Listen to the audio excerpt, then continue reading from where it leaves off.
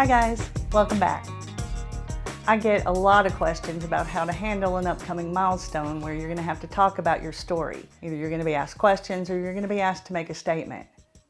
Now, every case is a little different, and I haven't been through all the milestones that you guys have, but I've been through enough milestones to have learned a few things that we shouldn't say to EEOC or our employer, or they're going to come back and bite us later. Now, I've said a lot of these things in other videos in passing, but they're important enough that I wanted to bring them all together in one video for you guys. Here are 5 things not to say during the EEOC process. 1. They treat everybody like dirt.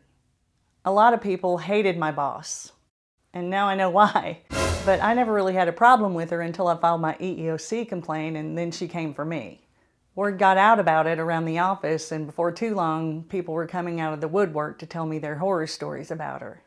A few offered to tell their stories to EEOC, thinking it might help me, and it was tempting, but in the end I said thanks, but no thanks.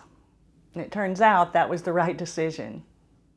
To win a discrimination claim, we have to prove that our employer did something to us that was harmful based on our protected status. Proving our boss is a jerk won't help us, because that's not illegal. If we want EEOC's help, we've got to stick to the discrimination. 2. My boss just hates me. This is a slightly different way of saying my boss is a jerk, but only to me. This is a really common thing that I hear a lot of people say when they're telling me their stories.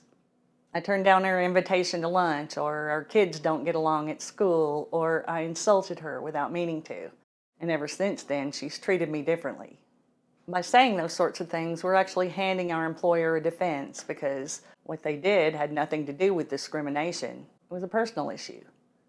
All the way through the process, people will be asking you why your boss did what they did. And some of the people who ask you are going to be trying to trick you into giving at least one non-discriminatory reason for what your boss did. Don't bite. Whenever I got asked why, I told them the truth. I didn't know why, but I thought it had something to do with my disability, because when I told my boss about it, she started acting like she wanted to trade me in for a new model. And when I didn't accept that and went to EEOC to complain, she started acting really angry and retaliating.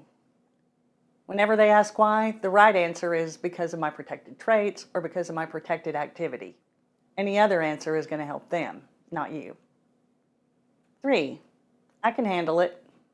On the day I requested reasonable accommodation from my boss, she said no. And on the heels of that, she ordered me to start entering my hours daily into our electronic timekeeping system. There was only one other person in our office who had to do that, an active alcoholic who was being disciplined for attendance problems. When EEOC asked how that had affected me, I should have just told them that it had created a stigma that affected my standing with my peers and made it harder for me to do my job. And I did say that part, but I also said something else that I later regretted. I can handle entering my time daily. That's not an issue. In fact, at this point, it's probably beneficial to me, given all her accusations about my attendance. I was trying to be reasonable and make the point that it didn't take a lot of extra effort for me to enter my time daily. The problem with it was that it hit my influence, and I needed that to get my job done. But EEOC didn't hear that part. All they heard was the part about it being to my benefit too. So no harm done, they said. No adverse action, no prima facie case of disparate treatment, and no claim. Whenever they ask you a question, answer it as honestly as you can. Don't volunteer anything extra. 4.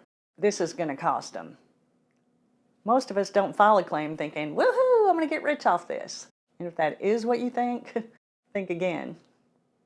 But a lot of employers and people in general think that the only reason any of us file EEOC complaints is to get a free payday. Those people are everywhere, and whenever we mention money, that's what they're going to see.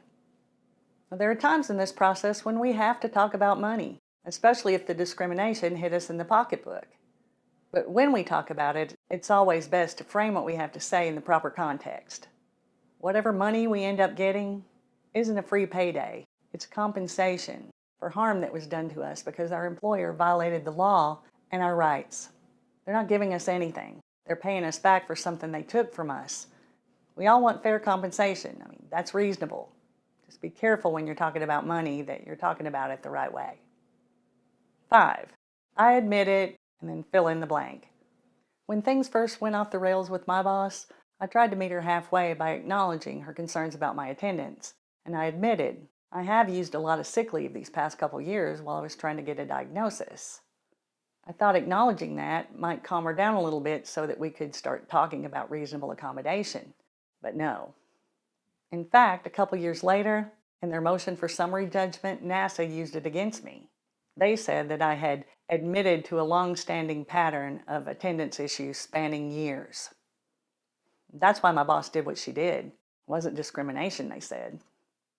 I was really shocked and angry that NASA would take something I said in good faith and twist it into a lie like that. But that's what they do. Never confess anything. We have to give honest answers when we're asked direct questions, but we don't have to volunteer anything. And when we answer, it's better to stick to facts than subjectives. When I told NASA that I had used a lot of leave, that left a lot of room for interpretation, and they took full advantage of that. I hope the 5 things I've shared with you today will help you guys navigate the milestones ahead of you without saying something you regret. I'll see you guys in the next one. Till then, take care and hang in. Fight smart.